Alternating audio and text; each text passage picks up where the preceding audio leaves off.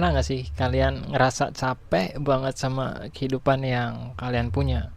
Ngerasa seolah hidup kita itu ya gini-gini aja, nggak ada perubahan, atau bahkan ngerasa kalau kita itu adalah orang yang gagal gitu. Kalau dibilang punya tujuan, ya kita punya tujuan. Kalau ditanya apakah kita punya target atau enggak, ya pasti ada gitu. Entah itu pengen sukses, pengen banyak uang, pengen bahagia, pengen bebas, pengen raih mimpi dan harapan kita, atau sekedar jalanin kehidupan yang tenang.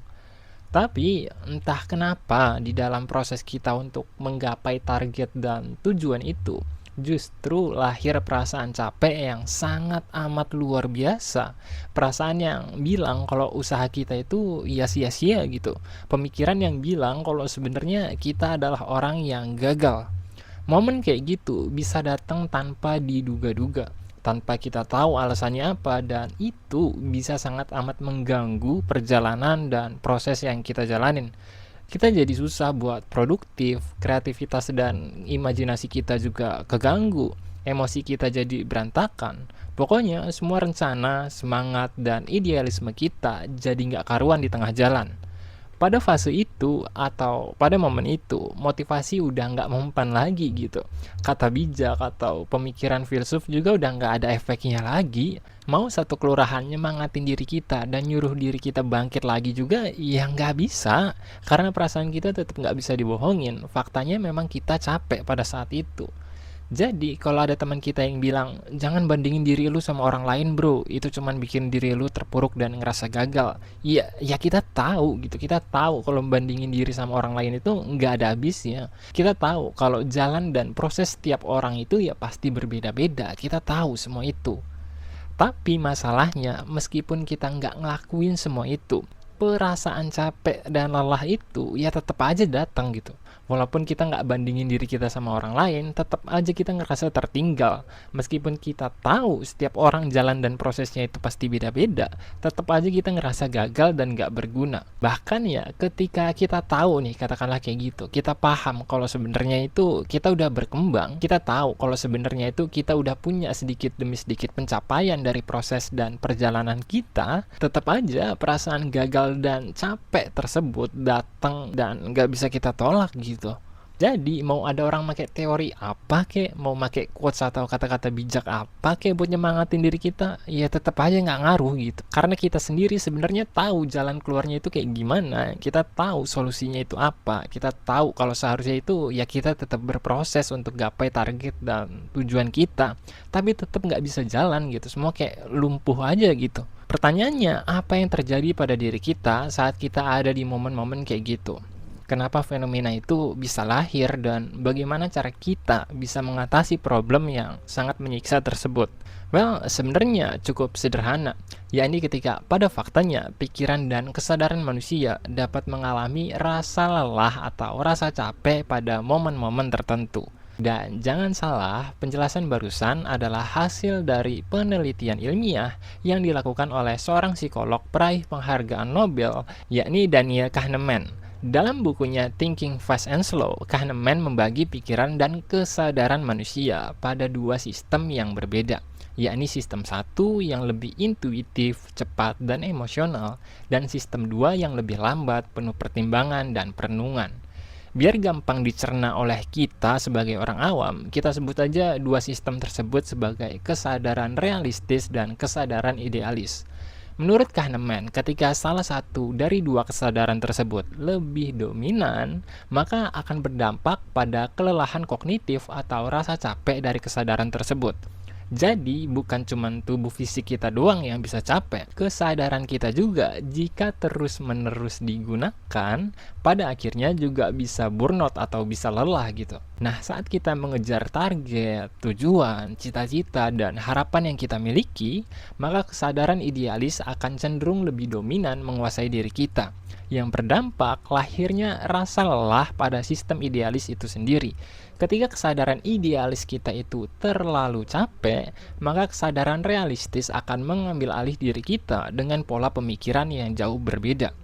Hasilnya, kita yang sebelumnya semangat, menggebu-gebu, dan pengen terus-menerus berproses, jadi lebih realistis sama keadaan kita yang sekarang.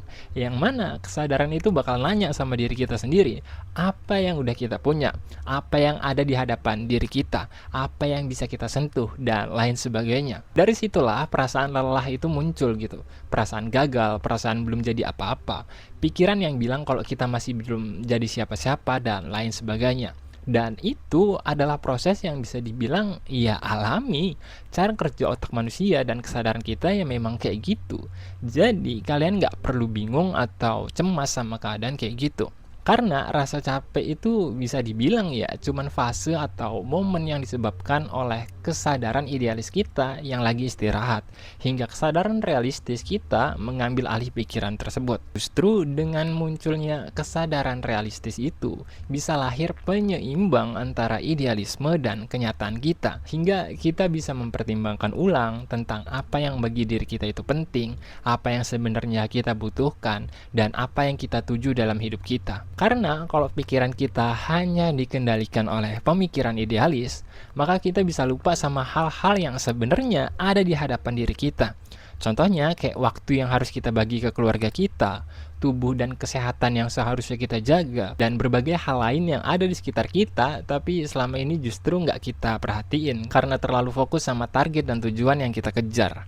Begitupun sebaliknya, kalau pemikiran kita itu terlalu realistis atau cuman fokus sama hal-hal yang ada di hadapan mata kita, maka kesadaran tersebut bisa lelah hingga pemikiran idealis kita akan mengambil alih dengan lahirnya rasa bosan dalam hidup kita, rasa jenuh, dan lain sebagainya. Jadi, dua sistem tersebut memang merupakan perangkat alami bagi kesadaran manusia untuk menyeimbangkan kehidupan.